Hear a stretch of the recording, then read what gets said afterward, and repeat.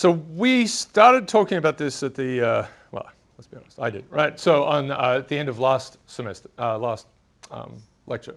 And so we're going to work our way into it again. And it's really thinking about this picture here is the big deal for this story, which is about highly optimized tolerance. As you see, we'll get to some other pieces in here. There's right, highly optimized tolerance. We've got some ridiculousness. There's right, what they're not the random forests that you think about in computer science. But so we're going to have this. Talk about self-organized criticality, which is one of these 80s things that's hung around for a long time, but it's got beautiful words in it, right? Sounds really good. So we'll unpack that a little bit. There's a bit of a competition between these two, if you like. Cold theory is there for fun, anyway. But it's a minor extension of hot theory. It exists. It's funny. All right. Most of what we'll do is think about systems like forests, you know, or 2D things or 3D things, where there's a sense that, you know, of normal space and things could blow up. But there is a nice extension out into network robustness, which we'll talk about a little. All right, so our motif for this one, I know I have videos, but I'll keep myself under control, is this thing. Mostly solid, but if you poke it in the right place, it explodes, right? So a squirrel bites the wrong line, and the northeast, you know, power goes down. 2003 or 4, you guys weren't born. It was pretty, that was the last, I guess it was the last major blackout in the US. I think that's right. I was on the last plane that landed at LaGuardia, actually, and the pilot just wanted to get there, I guess. And we landed and walked through the terminal, which was just no lights on.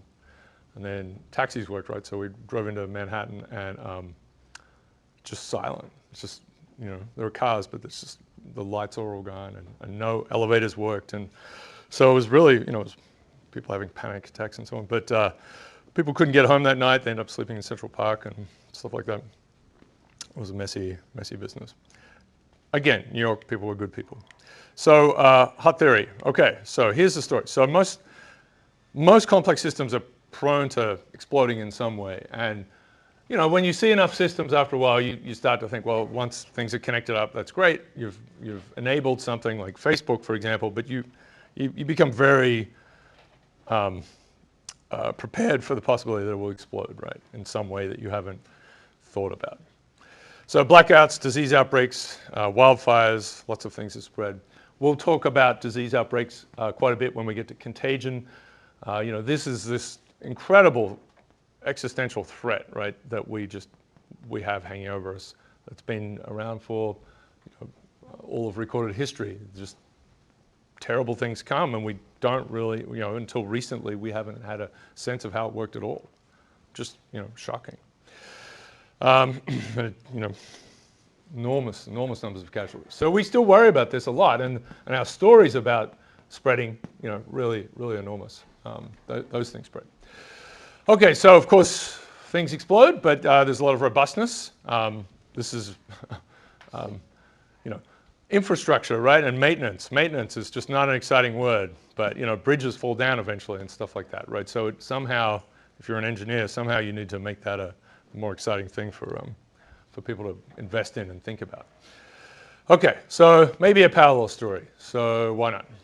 And you know, it doesn't have to be, but this, you know, what comes out of this approach, which in itself as a model is quite reasonable.